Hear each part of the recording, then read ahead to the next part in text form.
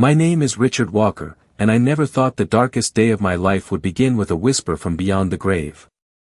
The funeral home was silent except for the soft creak of pews and the hushed voices of a few mourners. My wife, Linda, lay in the coffin dressed in the lavender gown she loved, the one she wore on our 40th anniversary. My heart felt like it had been carved out of me.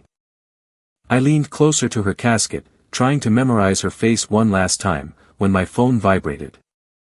The screen lit up with a message from an unknown number: "I'm still alive. Don't burn me." My knees nearly buckled.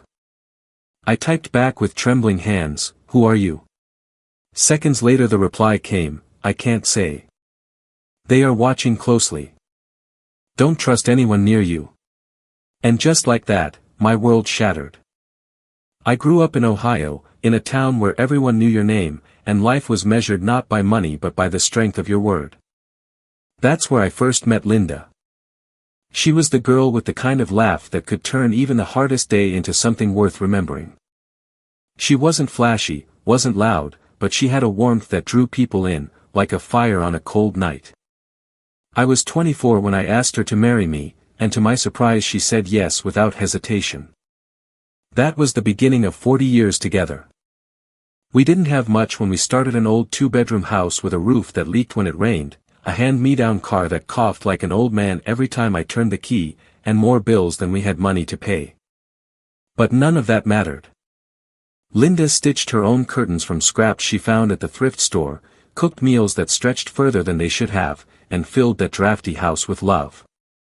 She'd hum while she worked, sometimes so softly that I had to lean in to hear, and I can still remember thinking, this is all I'll ever need.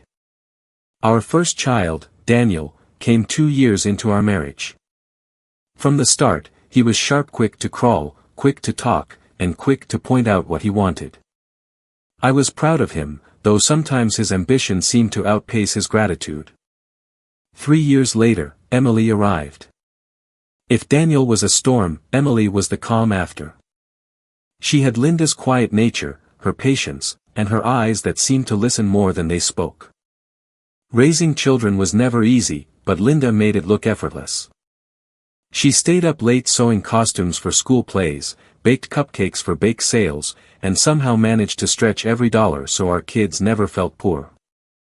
I worked long hours in construction, my hands always sore, but when I came home, Linda had the table set and the kids waiting to tell me their stories of the day. That was our life, simple, sometimes hard, but full. I always believed family was unbreakable. Linda and I sacrificed everything to give Daniel and Emily a better future. We put aside vacations, new clothes, even our own medical needs at times, just so they'd never go without. For a long while, I thought it paid off. Both kids did well in school. Daniel was especially driven, always talking about how he'd make something of himself, how he wouldn't settle for a modest life like ours. I admired his fire, though sometimes it stung when he looked down on the life we had built. Emily was different. She stayed close, even after college. She'd visit often, sit with her mother for hours, and sometimes help me fix things around the house. She wasn't ambitious in the way Daniel was, but she was steady, reliable. She valued love over status, kindness over money. I thought Daniel would one day learn to balance his ambition with humility. I thought wrong. As the years went by, the cracks began to show. Daniel became distant, calling only on birthdays or holidays, and even then his words felt rehearsed. When he did come home, he arrived in a new suit, driving a car worth more than our entire house. He spoke about investments, real estate, and success with a sharp edge, as though he wanted to prove something to us. I saw how Linda's smile dimmed each time Daniel implied we hadn't given him enough, that our sacrifices were somehow insufficient. Still, she never stopped loving him. A mother's heart doesn't quit, even when bruised. Looking back now, I wonder if I should have done more to bridge that gap, to remind Daniel of where he came from, of the values Linda and I tried to instill in him. But hindsight is cruel. At the time, I clung to the hope that beneath his ambition, our son still carried the love we had poured into him. By contrast, Emily stayed the anchor. Even after finding work in the city, she made time to visit every weekend. She'd sit on the porch with Linda, sipping sweet tea, laughing about small things. I often thought she inherited her mother's soul. The two of them were inseparable, and I never imagined that bond would be tested in the cruelest way possible. When Linda did, or at least when I believed she haughty, felt that bond tear apart inside Emily. Her grief was raw, unfiltered, the kind that breaks a person in two. And Daniel, well, he seemed oddly composed, too composed, like a man checking off tasks on a list rather than burying his mother. I brushed it off at first, convincing myself that everyone grieves differently. But now, after that message at the funeral, I realize I had been blind for far too long. The day Linda died is burned into my memory like a scar I can't scrub away. It was a Tuesday morning, nothing out of the ordinary. She had kissed me on the cheek before heading into town. She wanted to pick up a few groceries, maybe stop by the fabric store to look for new patterns. Linda was like that, always busy, always finding small ways to keep our home alive. I was fixing a broken hinge on the back door when the phone rang. It wasn't Emily, as I first hoped, but a voice I didn't know. Mr. Walker. This is County General Hospital. Your wife has been in an accident. You need to come right away. My world stopped. I barely remember the drive, just the pounding of my heart and the blur of cars passing me. At the hospital, Daniel was already there, standing in the waiting room with his hands in his pockets like he'd been expecting me. I never asked how he got there before me. I was too shaken. He walked toward me with a solemn look, his voice steady but his eyes distant. Dad, he said, Mom didn't make it. The doctors did everything they could, but it was a car accident. We should start thinking about arrangements. I nearly collapsed. I couldn't process the words. Accident? How? She just went to town. Daniel placed a hand on my shoulder, but there was no warmth in it. We'll talk later. What matters now is giving her peace. I already spoke to a funeral director. It'll be simple, respectful. Mom wouldn't want a fuss. He had answers to questions I hadn't even asked. He talked about cremation like it was already decided. The word made my stomach churn. Cremation. Linda and I had spoken once, years ago, about burial. She wanted to rest under the old oak tree at Springdale Cemetery, the place we visited on Sunday walks. She'd never wanted fire. Yet here was Daniel, pressing me toward it as though it were the only option. Emily arrived a few hours later, eyes red, hair in disarray as if she had run the whole way from her apartment. She rushed into my arms, sobbing so hard she shook. Dad, what happened? I don't understand. Neither do I whispered. When she pulled back, she noticed Daniel standing stiffly in the corner. Why are you acting so calm? She snapped. This is Mom. Our mother. Daniel frowned, adjusting his tie as if appearances mattered more than grief. Emotions won't bring her back. We need to be practical. The hospital bills, the arrangements. Dad can't handle all of this alone. I'll take care of it. Emily glared at him. You mean you'll take control? Their voices rose, clashing in the sterile air of the waiting room. I had to step between them, begging them to stop. I couldn't bear the thought of losing my wife and watching my children tear each other apart on the same day. Still, I couldn't ignore how strange it all felt. Daniel's composure wasn't grief, it was management. He spoke of deadlines, signatures, paperwork. He kept using words like efficient and simple, as if he were closing a business deal. The hospital never showed me the car. It's being processed, they said. The wreck was bad. They let me see Linda, though. She was pale, too pale, but she looked almost untouched. A small bruise on her temple, nothing else. No broken bones, no glass embedded in her skin. For someone supposedly killed in a violent crash, she looked like she was merely asleep. Something didn't add up. But grief has a way of fogging the mind. I wanted to believe the official story because the alternative, something darker, was unbearable. So I let Daniel push forward.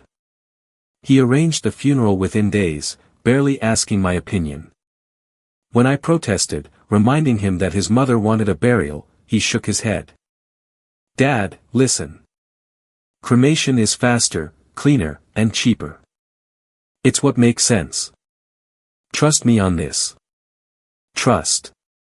That word stung.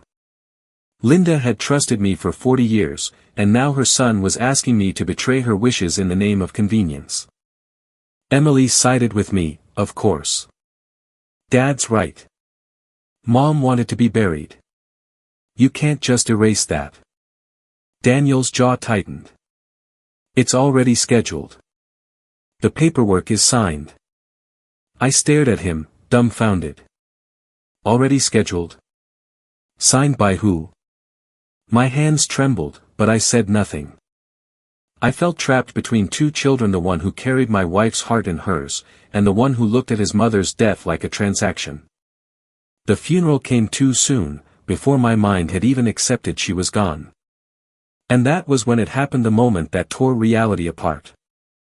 As I stood by Linda's coffin, whispering my last goodbye, my phone vibrated in my pocket. The message that changed everything: "I'm still alive. Don't burn me." The message burned into my eyes like fire. "I'm still alive. Don't burn me." My first thought was that grief had finally broken me. That maybe my mind had conjured up the words I most wanted to hear. But no, my phone was still glowing in my palm, the letters sharp, undeniable. My heart thundered against my ribs. My knees nearly gave out right there beside Linda's coffin. With shaking fingers, I typed a single question: "Who are you?" The reply came instantly, almost as if the sender had been waiting: "I can't say. They are watching closely. Don't trust anyone near you." I nearly dropped the phone. My eyes darted around the room, searching every face. Emily was clutching my arm, weeping into her handkerchief. Daniel stood on the other side of the coffin, stoic, his jaw clenched as though he were already thinking of the next step after the burial. Jasmine, Daniel's wife, scrolled her phone under her black veil, her lips pressed into a thin line. The pastor droned on about eternal rest, but I couldn't hear a word. My world had narrowed to the glow of that screen and the pounding of suspicion in my chest. I slipped the phone into my pocket before Emily could see. I didn't want her dragged into this, not until I understood what was happening. When the time came to scatter dirt onto the coffin, my hands shook so badly that the small mound of earth slipped from my fingers like sand. My lips formed the words, "Goodbye," but my mind screamed, what if it's not her in there? What if Linda is somewhere, alive, begging me to save her? Daniel was impatient through it all. He kept glancing at his watch as though he had a meeting to catch. When the service ended, he pulled me aside, his voice clipped, rehearsed. "Dad, the cremation is scheduled for tomorrow morning. Everything is already arranged. It's the best choice, trust me." That word again, trust. I wanted to believe him, but his eyes never met mine. They slid past me, calculating, always moving. Emily overheard. Her face went pale. "Cremation? Dad, no. Mom wanted to be buried.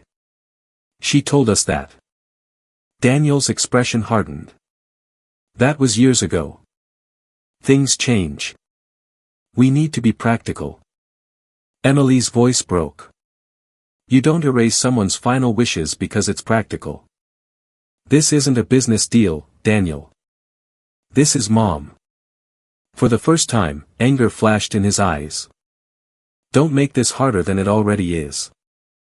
I had to step in before the two of them tore each other apart at their mother's graveside. But even as I spoke calming words, my mind wasn't calm at all. I kept hearing the message over and over: "Don't burn me. Don't trust anyone near you." That night, I sat alone in the kitchen, staring at Linda's favorite mug still sitting by the sink. My phone buzzed again. A new message from the same number. They lied about the accident. Look closer. I swallowed hard. Who lied? What accident? No reply came. Just silence. I couldn't sleep. Every creak of the house made me flinch. I replayed every detail of the last few days, the call from the hospital, Daniel's strangely composed reaction, the way the doctors avoided eye contact, how Linda's body had looked untouched. And now these messages too precise to be a prank, too cruel to be a coincidence. At dawn, I drove to Emily's apartment. She opened the door in her pajamas, her eyes red and swollen. Dad, you didn't sleep either, did you? No, I admitted. Emily, something's wrong. Your mother's death, it doesn't make sense. Tears welled in her eyes. I know. I keep thinking the same thing, but Daniel shuts me down every time. He says I'm being dramatic, that I need to move on. But Dad, doesn't it feel too fast? The accident, the funeral, the cremation, it's like he wants it all over before we can even breathe. Her words matched the voice in my head. She saw it too. I didn't tell her about the messages. Not yet. But I felt less crazy knowing my daughter shared my doubts. That afternoon, Daniel called me. His tone was brisk, clipped. Dad, we need you at the funeral home at 2. There are forms to sign for the cremation. Forms. Always paperwork with him. Always signatures and deadlines. I told him I'd be there, but my stomach twisted with dread. I felt like I was being pushed towards something irreversible, something I couldn't undo. If Linda truly was alive, if the messages weren't a cruel trick, then tomorrow would destroy any chance of saving her. As I hung up the phone, it buzzed again. Another message, don't sign anything. Go to the hospital records office. Ask for the report. The truth is there. For the first time since Linda's supposed death, I felt a flicker of hope and a surge of terror. If the messages were right, then I wasn't just grieving a wife. I was standing at the edge of a conspiracy. And the people closest to Mimi's own son, his polished wife, the doctors who looked away might all be part of it.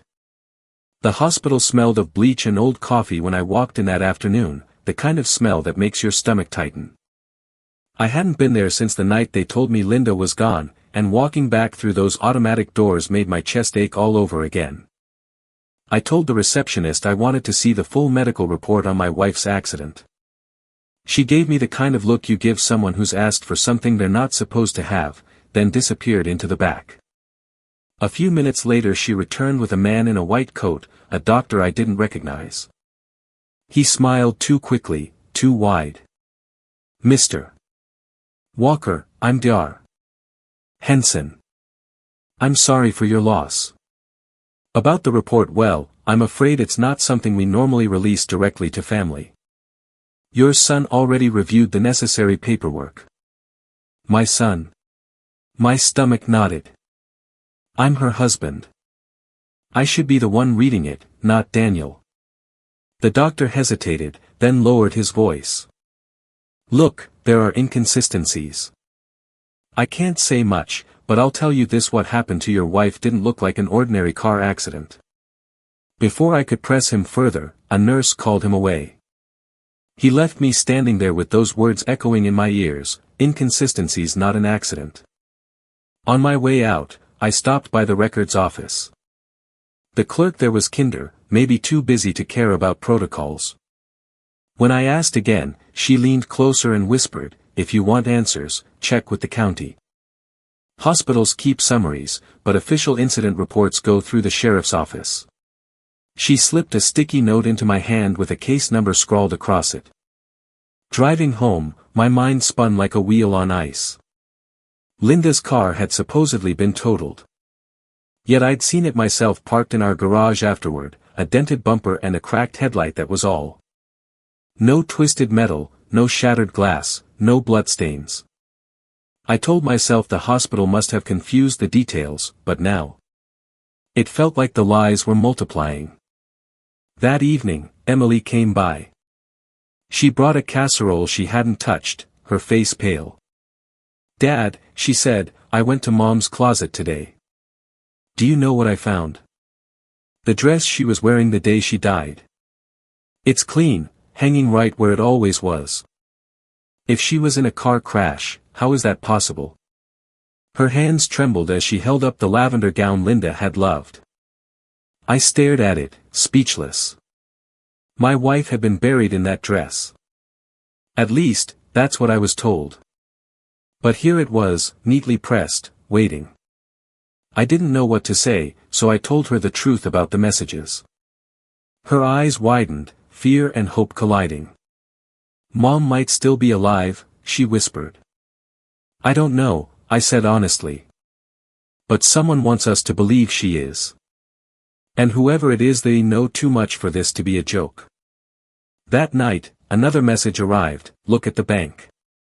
Check withdrawals in the last 3 months." Not her signature. The next morning I went to the bank Linda and I had used for decades. Mrs. Thompson, the branch manager, had known us since we were newlyweds. Her face softened when she saw me. "Richard, I'm so sorry about Linda." "Thank you," I said, then lowered my voice. "I need to see recent activity on our account. Anything unusual?" She hesitated but finally pulled up the records. My heart froze. Large withdrawals $2,000, then $3,500, then $5,000, all in the months leading up to Linda's death. "Who authorized these?" I asked. She slid the slips toward me. The signature was supposed to be Linda's, but it wasn't right. Too shaky, too inconsistent. I knew her handwriting as well as my own. These were forgeries. Mrs. Thompson pursed her lips. "I remember one time she came in with your son Daniel. He did most of the talking. Said Linda's eyesight was failing, that he was helping her manage the paperwork. I thought it was odd, but I didn't need to hear the rest." My chest tightened, and I gripped the counter to steady myself. Back home, I unlocked Linda's sewing desk.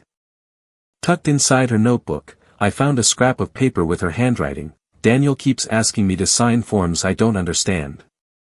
He says it's for protection, but I feel uneasy." Her words struck me like a blow. She had been trying to warn me. I had been too blind, too trusting.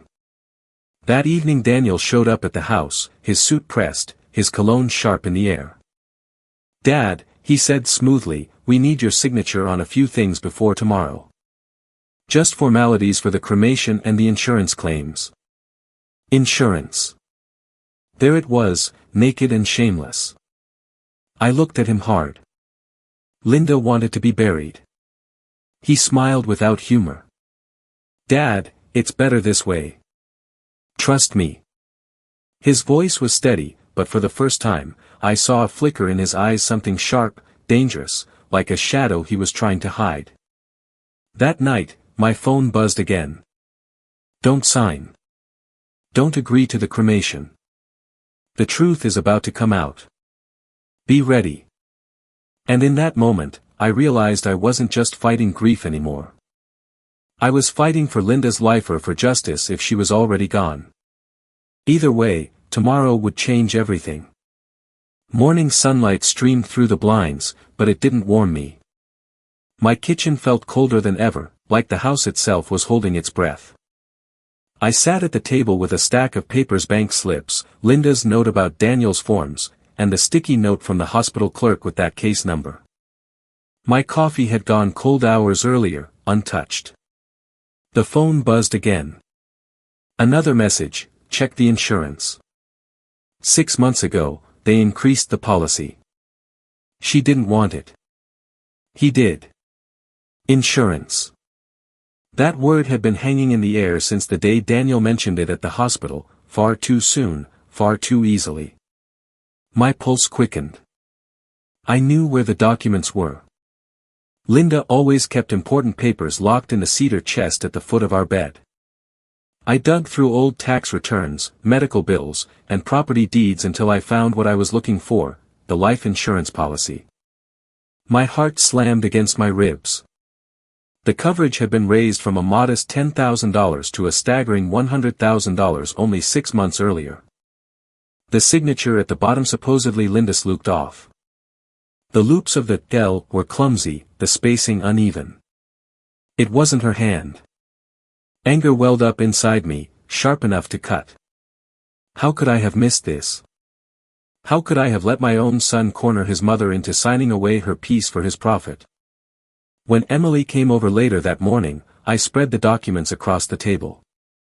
She sat down, her eyes widening as she scanned the pages. "Daniel did this," she whispered. I knew something was wrong. Mom told me once, just a few months back, she said Daniel kept pressuring her about being prepared. She laughed it off, but I could tell it scared her. I clenched my fists. He forged her signature. He used her love, her trust, against her. And now he's pushing cremation so no one can question it. Emily's face paled. "Dad, what if Mom isn't really gone? What if she's out there somewhere, scared? What if that message was real?" The thought nearly knocked the air from my lungs. Alive. The word was both a miracle and a torment. If Linda was alive, where was she? And if she wasn't, if this was all some cruel manipulation, then Daniel had already erased every trace of her. That afternoon, Daniel arrived unannounced. His polished shoes clicked against the hardwood floor like a metronome of dread. He carried a folder under his arm and flashed the kind of smile you'd expect from a salesman, not a grieving son. "Dad," he said smoothly, "I need you to look these over." He slid the papers onto the table: release forms for the cremation, claim documents for the insurance. I didn't touch them. "Linda wanted to be buried," I said flatly. He gave a short laugh, shaking his head as though I were a stubborn child. "Dad, you're tired. You're not thinking clearly. Cremation is best. Mom would have wanted to make things easier for everyone. It's efficient." Efficient. He used that word again. My blood boiled. "Daniel, your mother's body is not a problem to be managed." His jaw tightened. "I'm trying to protect you, Dad. Insurance claims, hospital bills, these things are complicated. Let me handle it. You'll thank me later." "Hospital bills?"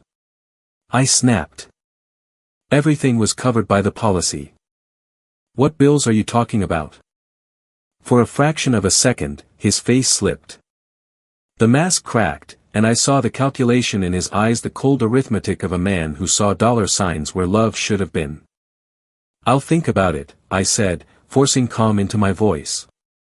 His smile returned, brittle and false. "Good. Don't take too long. The funeral home is expecting us tomorrow." When he left, Emily emerged from the hallway, her face pale with fury. She had heard everything. "He's going to steal everything," she whispered. "Mom's life, your peace, even this house. He won't stop until he gets it all." I pressed my hands to my temples. "We need proof. Hard proof. Otherwise, it's just our word against his." Almost as if on cue, my phone buzzed. Another message: "Go to her shop. Bottom drawer of her desk. She left something for you." Emily and I didn't hesitate. We drove to Linda's sewing studio, small space she'd loved, with bolts of fabric stacked against the walls and her favorite pin cushion still sitting by the machine. It smelled faintly of lavender and fabric softener, the way it always had. My throat tightened. I opened the desk drawer. Inside was an envelope with my name written in Linda's unmistakable handwriting. My hands shook as I tore it open. "Richard," the letter began. "If you're reading this, it means I couldn't tell you in time. Daniel has been pressuring me to sign papers I don't understand. He says it's for our safety, but I feel afraid. He talks about insurance, about what if something happens, far too often. Please be careful. Please protect Emily. And if something happens to me, promise me you won't trust him blindly. I dropped the letter, my vision swimming. Emily picked it up, tears streaming down her cheeks. She knew. She tried to warn us. The truth was undeniable now. Daniel had orchestrated everything: the forged signatures, the sudden push for cremation, the fixation on insurance money. Whether Linda was alive or not, he had turned her death or her disappearance into his personal business plan. That night, I sat in the dark, Linda's letter clutched in my hand. The weight of betrayal pressed down on me, heavier than grief itself. The message buzzed again on my phone: tomorrow, you'll have proof. Don't let them burn her. Trust no one but Emily. I looked at my daughter sitting across from me, her eyes red but fierce. For the first time since this nightmare began, I didn't feel alone. Daniel thought he had control, but he had underestimated two things: a wife who refused to be silenced, and a husband who wasn't about to let her voice be buried. The next morning, I woke with the letter still clutched in my hand. Sleep had barely touched me, but something stronger than exhaustion fueled me now: anger, sharpened into resolve. Daniel wanted me weak, confused, compliant. He wanted me to sign away Linda's voice, her body, and her truth. But Linda had left me breadcrumbs, and I wasn't about to ignore them. I called an old friend from church, a man named Frank who had once worked with a private investigator. Within hours, I had a name: Mark Collins. He met me at a quiet diner on the edge of town, the kind of place where the waitress calls everyone honey, and the booths smell faintly of maple syrup no matter the hour. Mark was in his 50s, sharp-eyed, no nonsense. He slid into the booth across from me with a leather satchel and a notebook. "Frank says you've got trouble," he said. "Trouble doesn't even scratch the surface," I muttered, and handed him Linda's letter. He read it carefully, his brow furrowing. Insurance policies, forged signatures, pressure tactics. Sounds like financial exploitation. But you think there's more? I leaned closer, lowering my voice. I got a text at my wife's funeral. Said she's still alive. Said not to trust anyone near me.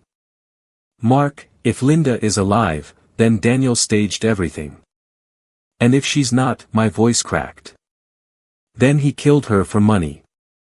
Mark didn't flinch. Either way, we'll find out. But I'll need access to the hospital records, the funeral arrangements, any financial documents you've got. I pushed the folder across the table: bank withdrawals, the forged insurance forms, Linda's note. Mark leafed through them, nodding slowly. This is enough to open a trail. And Richard? Don't sign a single thing he puts in front of you. Not one. That afternoon, Mark went to work. He had connections, people who owed him favors. By evening, he was back at my door with news that nearly knocked me flat. I pulled surveillance footage from the hardware store near the industrial district, he said, placing a stack of photos on my kitchen table. Recognize this man? My stomach lurched. Daniel. Clear as day, walking out of the store with a brown paper bag in hand. The timestamp read just 3 days before Linda's supposed accident. What's in the bag? I asked, though I already knew I wouldn't like the answer. Methanol, Mark said grimly. Industrial solvent. Easy to buy, deadly in the wrong hands. Traces can mimic stroke or heart failure. Coroners miss it all the time if they're not looking. I gripped the edge of the table. Methanol. Poison. My son had bought poison. Mark pulled out another folder. And here's more. Hospital records show inconsistencies. No official report was ever filed about a car accident. In fact, the intake nurse logged Linda as an unidentified female, unconscious, suspected toxic exposure. That diagnosis was later amended. Guess by who? I already knew the answer. Daniel. Bingo. He signed as next of kin for all medical authorizations, which is odd since you're her husband. He claimed you were too distraught to make decisions. That gave him control over everything from treatment to release of information. I sank into my chair, my hands trembling. My own flesh and blood had manipulated the system, pushing me to the sidelines while he rewrote the story of his mother's death. Mark leaned forward. There's more. I found out Daniel owes nearly 80 grand to private lenders in the city. He's drowning, Richard. And guess what lines up perfectly with the timing of Linda's increased insurance? His debt's spiraling out of control. The rage that boiled up in me was unlike anything I'd felt before. It wasn't the anger of a man scolded or slighted.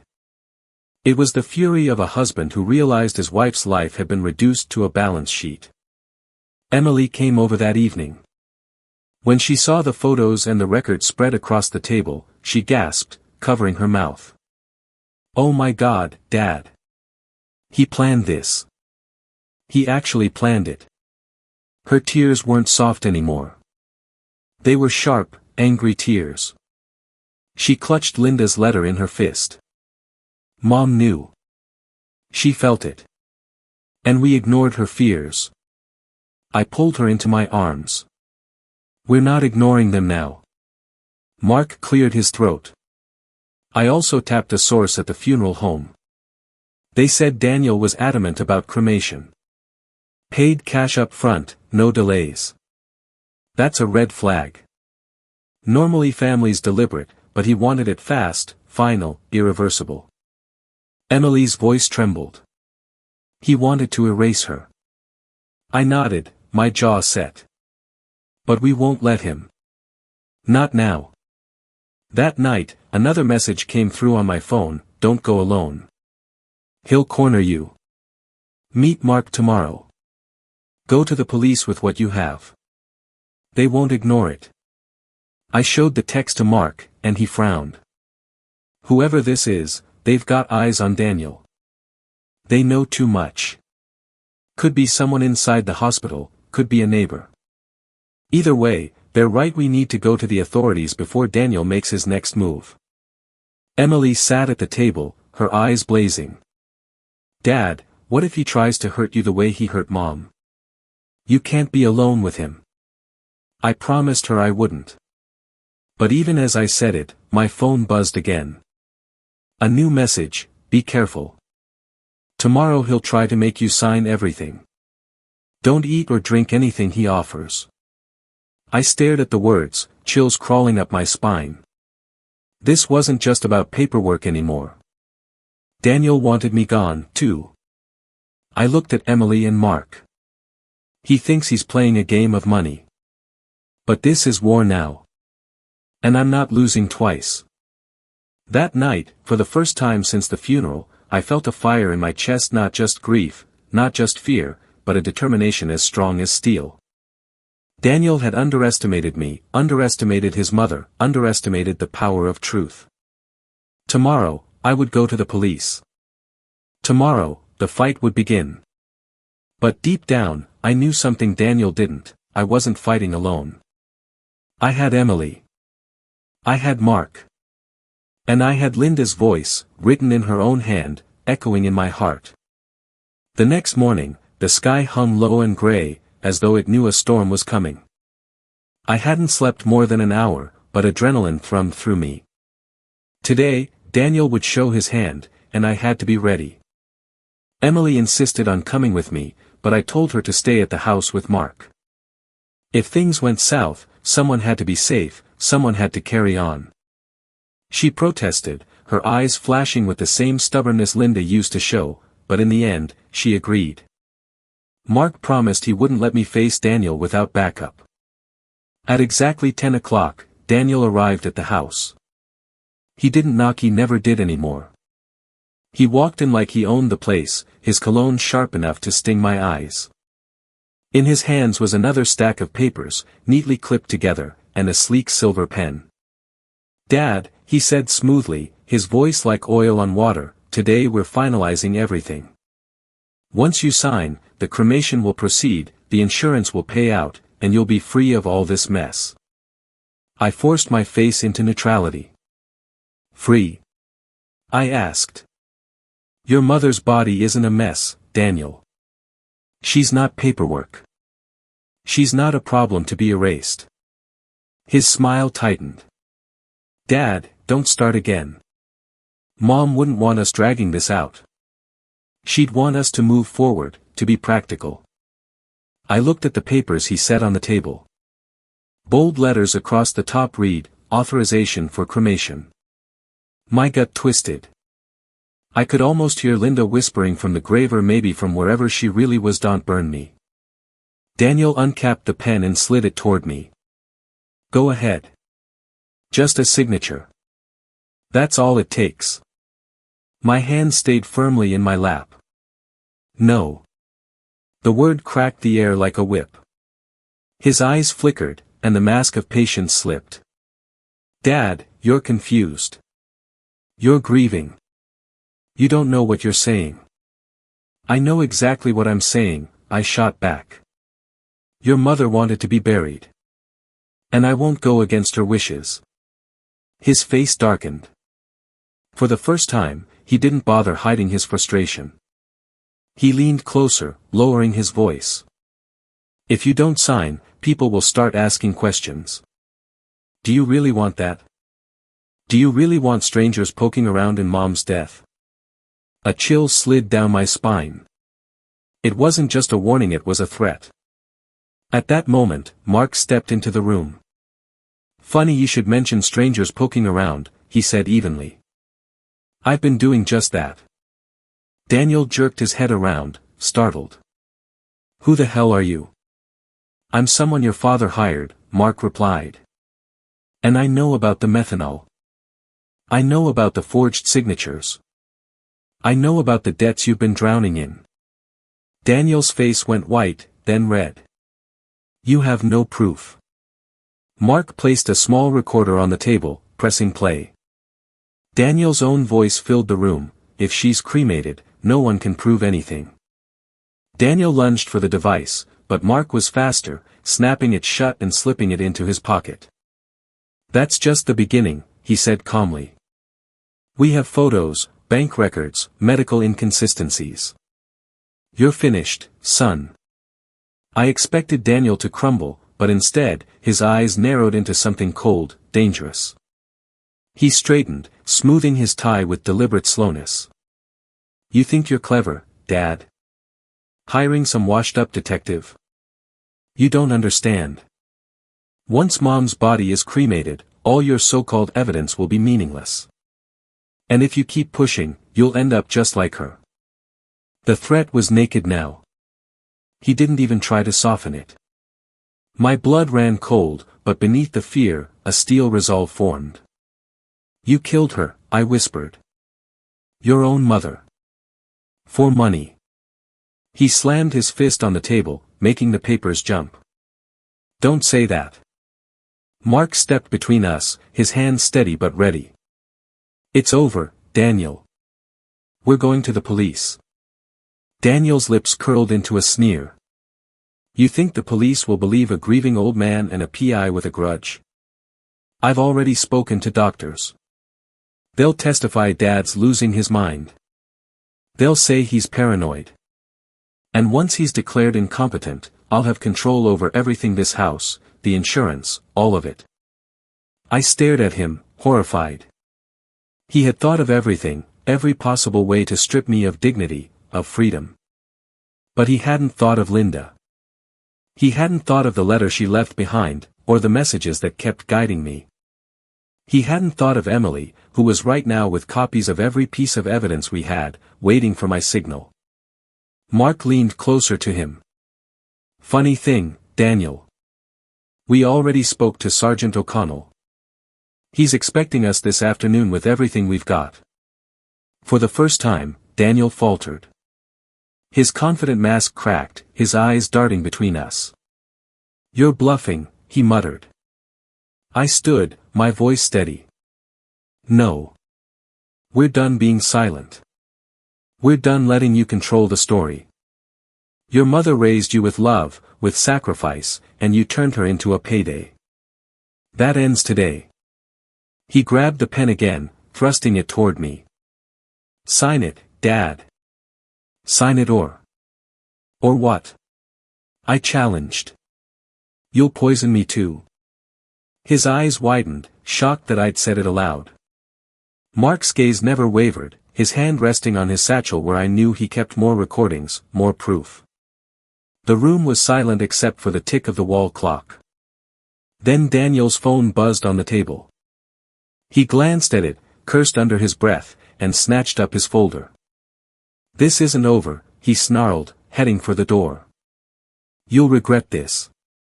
When the door slammed, I exhaled shakily, my legs trembling beneath me. Mark placed a reassuring hand on my shoulder.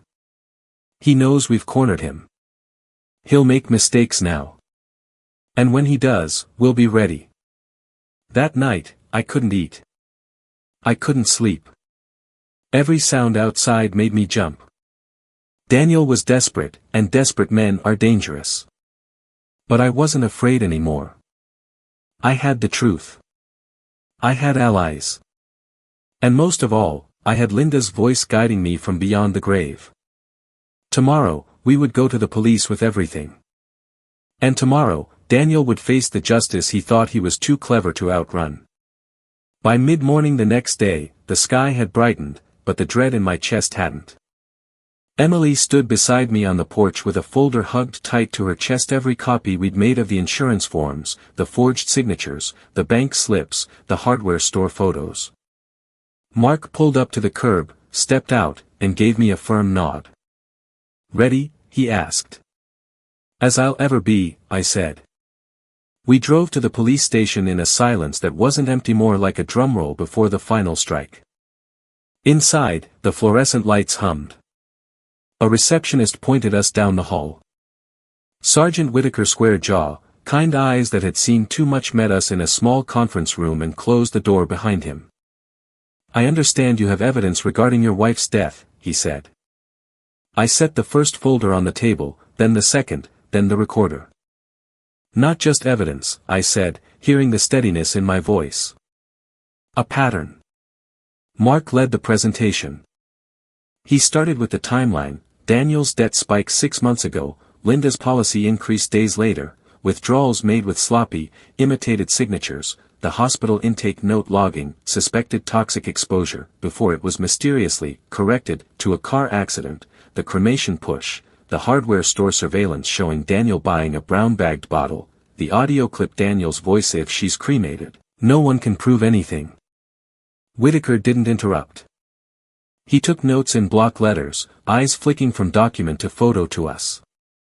When the recorder finished, he exhaled slowly. Mr. Walker, he said, this is substantial. We'll need to verify each document's chain of custody and pull our own copies from source institutions. If the hospital record was altered, that's a crime on top of a crime.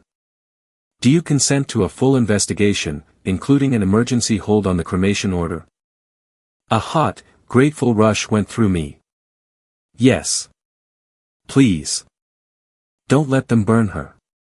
He nodded to a uniformed officer through the glass. Put a hold on the cremation authorization and notify the funeral director there's a pending criminal inquiry. Then to us, I'll also be seeking a warrant to seize any toxicology samples still retained by the hospital, and if necessary, a court order to conduct confirmatory testing. I swallowed. Sergeant, if she's already gone, if the worst is true, can you still prove what he did? If methanol was used and if any samples were kept, yes, he said. Methanol metabolizes to formic acid, there are markers we can test for. And with the rest of this evidence, he tapped the photos. We'll move. He kept us separated for formal statements. I told the story from the beginning, the message at the coffin, the contradictions, the lavender dress still in Linda's closet, the bank manager's memory, the forged loops in her L. When we were done, Whitaker stood. Mr. Walker, MS. Walker, we're acting now. Go home. Stay together. Lock your doors. We'll be in touch very soon. We didn't make it to the porch before Whitaker's call came through. "We've served the hold," he said. "The funeral home confirms no cremation will occur pending investigation. Also detaining your son for questioning." The word detaining landed like a bell toll. Emily covered her mouth. "He'll call," she whispered. "He always calls when he's cornered." He did. Less than an hour later my phone lit up. "Dad." I let it ring. Then again. Then a text, "Answer me now." Instead of replying, I silenced the phone and took Emily's hand. Somewhere in the distance, sirens wailed and then faded. By early evening, Whitaker called again. We secured hospital data. Intake nurse's note was edited post hoc with a login tied to a temp account one we traced to a device registered to your son. We also recovered retained serum and urine samples. The initial field test shows elevated formate levels consistent with methanol poisoning. We'll expedite full tox. My knees softened.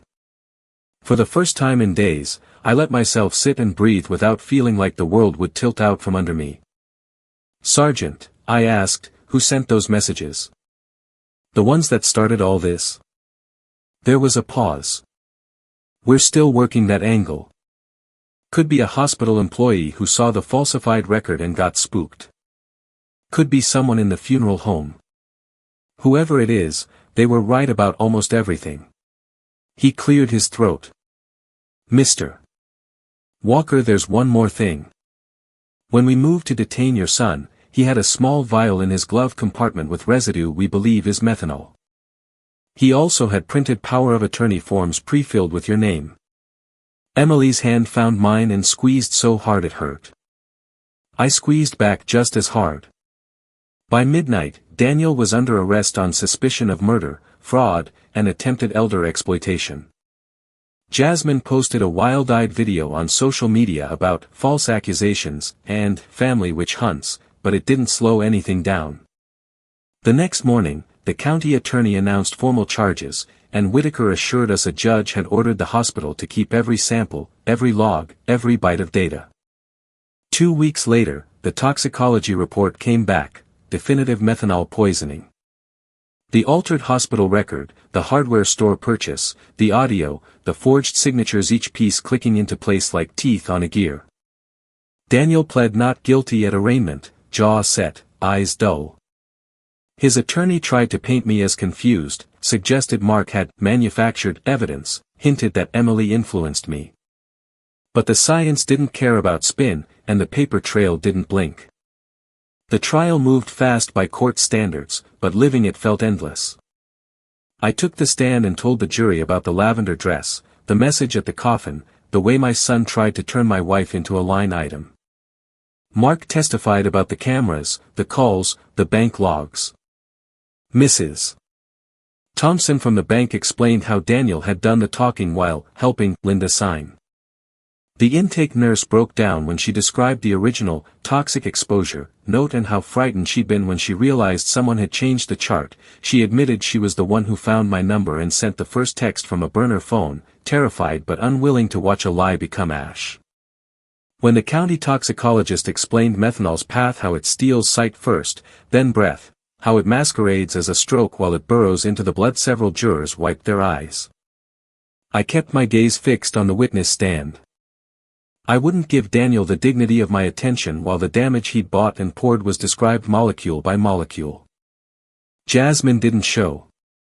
Rumor said she'd left town. In closing, the prosecutor paced before the jury. "This case is about a son who turned his mother's life into a spreadsheet," he said. "He planned, he pressured, he forged, and he pushed for a fire to erase every trace of his crime.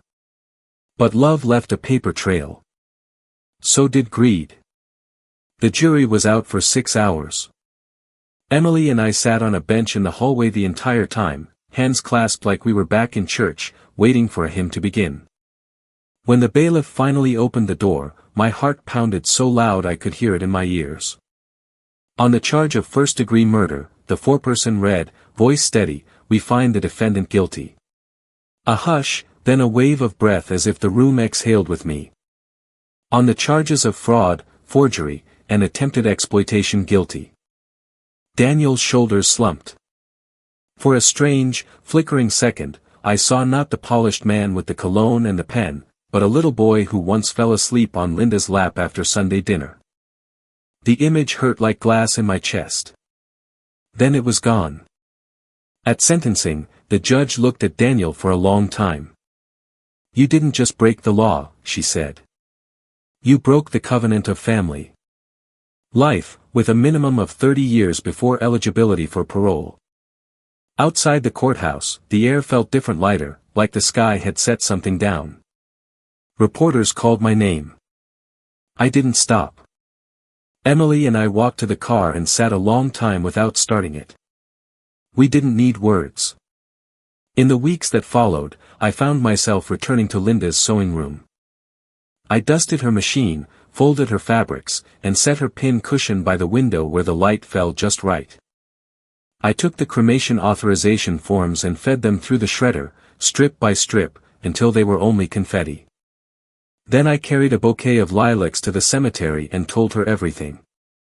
I told her about Whitaker's kindness and Mark's stubbornness.